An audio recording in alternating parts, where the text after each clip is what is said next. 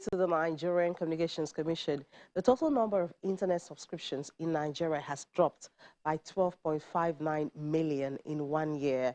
Subscription was at 152.93 million in October 2020, but fell to 140.34 million in October 2021. What has caused this, and what implication does it have on the Nigerian economy?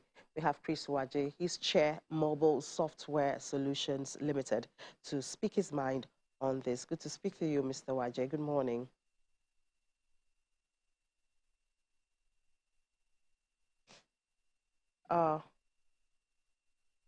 Okay, I think we're having a little bit of a technical hitch with Mr. Waje there, but I'm sure we'll get to him.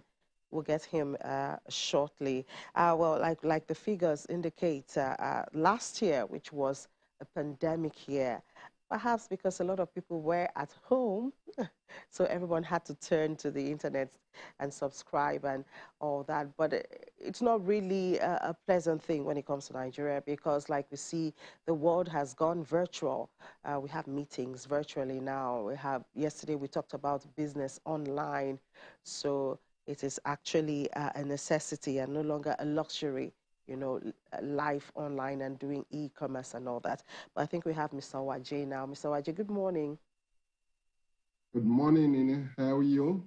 Great. Thank you for having me. Good to have you on the show. So the NCC has announced that there's been a drop, a 12.59 million drop from October last year to October this year.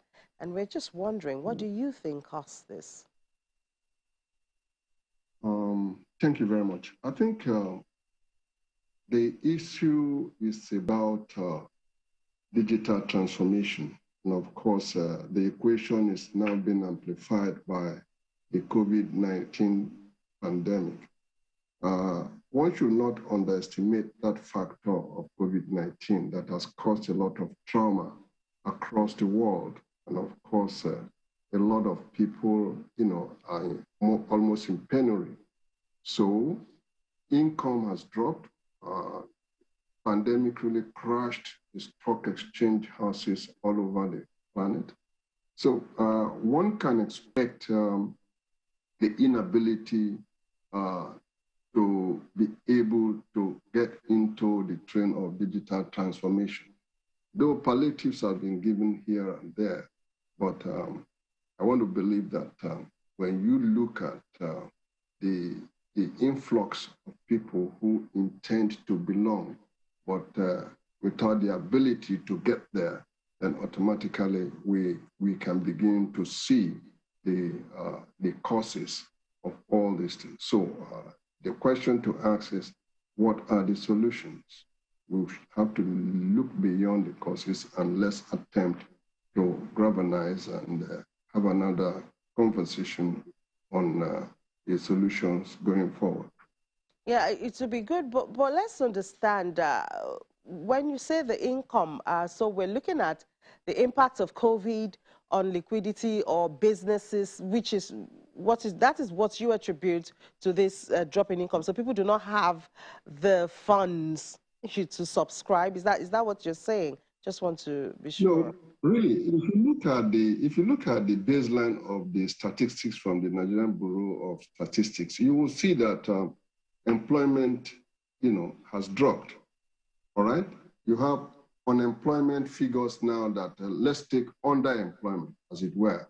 Unemployment is about 23.1, and underemployment is ranging to 40.2%. And of course, we know that there are kids that are really out of school at about 13.1 million people. So if you take all these statistics together as a bouquet, it's a troublesome scenario. And of course, within that confluence of trouble, you cannot really sift out those who will be able to engage because the means are not there. But then we also know, if we look at the remittances from the Nigerians in diaspora, which has also not significantly increased based on what it used to be before, though the exchange rate, has dropped significantly. And that is the the dollar to pounds thing has increased and almost. But if you look at the statistical level and you look at the people, and you find out that really it is the ecosystem of extended family that is driving the post-COVID issue, then you begin to see the real fact that is staring us in the face, that we are not yet there in terms of having the economy straightened out to be able to benefit everybody. Because as we speak, we know that there are thousands of children that are born per minute in Nigeria, and that's not a joke, all right? So I think you look at all these parameters and you begin to see why that level has dropped. Well, that's really worrying, Mr. Wajay, because when we talk of solution for that, then it's we have to look at a whole lot of things when you talk about a drop in income, employment. These are major economic issues which we have been discussing for a while. So, do you see a quick fix, a short-term solution to this? Thank you very much. I was privileged to be as a resource person at the recent NCC Board of Directors, and they are equally worried. And of course, they are trying to see how they can bring a real sporadic intervention to ensure that those who are left behind, can be brought on board, and especially with the advent of the preparation for the 5G technologies that they want to deploy. So they are looking at having a master plan to be able to have a digital inclusion. Don't forget that we have a digital economy policy and strategy, with the 8 pillars, that are still being navigated. All right. But then you look at how do we fund all these things? How do we create a master plan that the 774 local government, population and citizenry, can benefit? One of those issues they're looking at is the issue of broadband everywhere. Of course, that brings the factor of infrastructure service providers in the IT environment, where licenses have been given, but funding is lacking to some extent. So you're also looking at retooling, because one of the factors that we also seen that has made the income drop and non-accessibility to the internet is that there are a lot of people who have been left behind because there's been a skill latency. They don't have that skill to be in. But there are jobs that are there, business processing, outsourcing jobs are there. There are people who are doing 3 gig, that is 3 jobs a day on contracting, but then you must have the commensurate skill. So this is failing. So NCC is looking at upskilling, retooling, and even retooling engineers. All right. So because you are looking at not just the digital economy, you are looking at a framework with a master plan of digital transformation that continues. For example, statistics told us, or has revealed and told us that in 2050, Nigeria is going to be about 410 million people.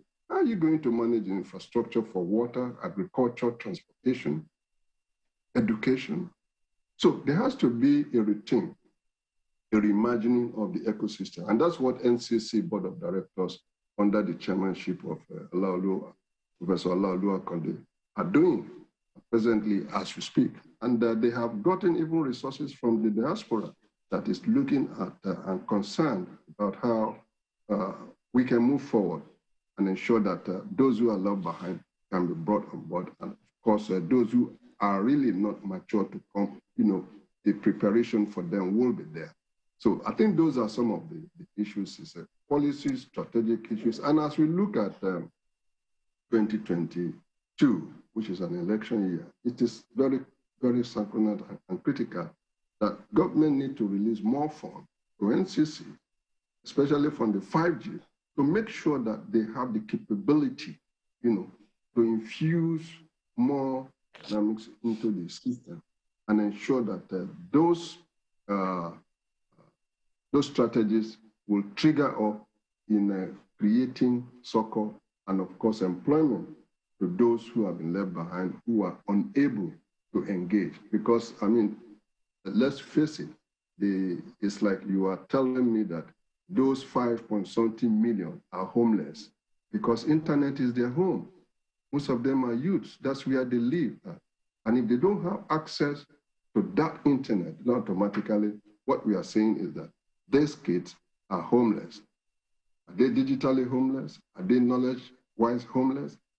Are they shelter homeless? So all these factors are put into this. And don't forget that the sink of all these narratives is also showing us at the increase of crime, all right?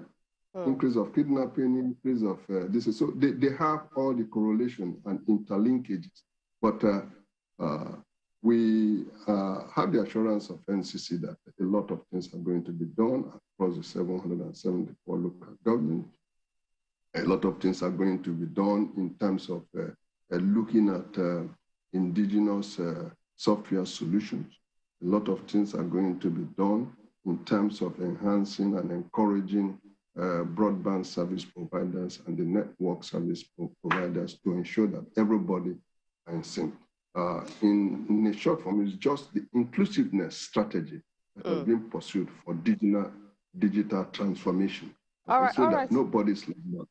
All right, Mr. Waje. Well, to say the truth, I mean, those are very laudable strategies. Right? Of course, we have InfraCo already talking about developing skills, upscaling skills, and also encouraging indigenous software solution. But you also mentioned, you know, about the issue of funding, which is at the crux of it, because even with what we have now, I believe we could do even much more, but we still go back to infrastructure. And when you talk about developing infrastructure or boosting infrastructure, then you talk about funding.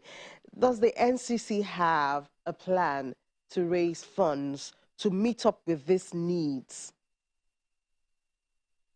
Thank you very much. Really, you will know that I don't hold brief for NCC, but yes, my own opinion is that the NCC structure itself, because the question you asked should have been, can the present structure of NCC, uphold the monumental challenges that we see coming in digital transformation? So that's a holistic answer, all right? Because NCC has existed, since 2001.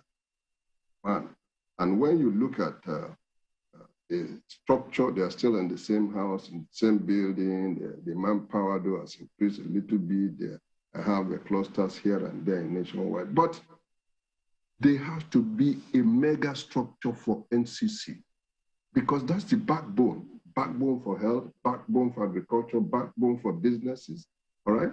Backbone for employment. So if you want to enable this, probably the federation account where the network solution providers are being, has to be revisited so that NCC can have better chance to be able to expand. So NCC needs to expand skill-wise, infrastructure-wise, to be able to ensure that they are regulators, they are not developers, so people must understand, right?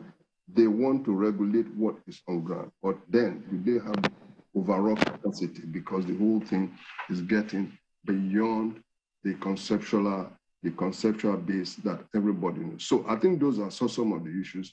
Partnering will be one of the things with professionals. There has to be new systems, new emerging systems to be able. Regulation has to go digital, all right? It shouldn't be more physical or chasing the shadows or whatever. And I think they are looking at that to ensure that there could be a digitization, that one can bring to bear, as it were, for all these challenges. They won't go away because challenges also the opportunity. Startups are going to come up, innovators are going to come up. And of course, this coming up is going to create some employment. We have Okay. seen in the financial sector in fintech that at least 3, 4, 5 Nigerian companies are now unicorn.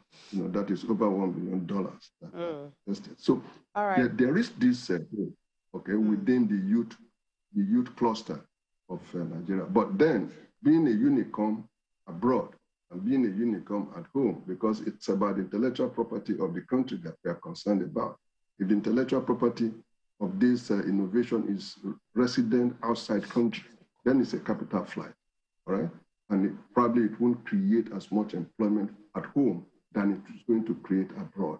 So I think those are the things that the issue of local content also needs to be visited, because local content can be an accelerator to bring in those 5 million people back on when they're in different sectors. All right. Thank you so much, Mr. Chris Waje, Chair, Mobile Software Solutions Limited. Thank you so much for sharing your thoughts with us this morning on internet subscription drop in Nigeria. It's my pleasure and my congratulations and happy Christmas to Channels Television that has retained the first TV, in Nigeria, and I think extension the first TV in Africa too. Thank you so much, Mr. Waje. Thank you so much, and enjoy your weekend. Thank you so much for the congratulations.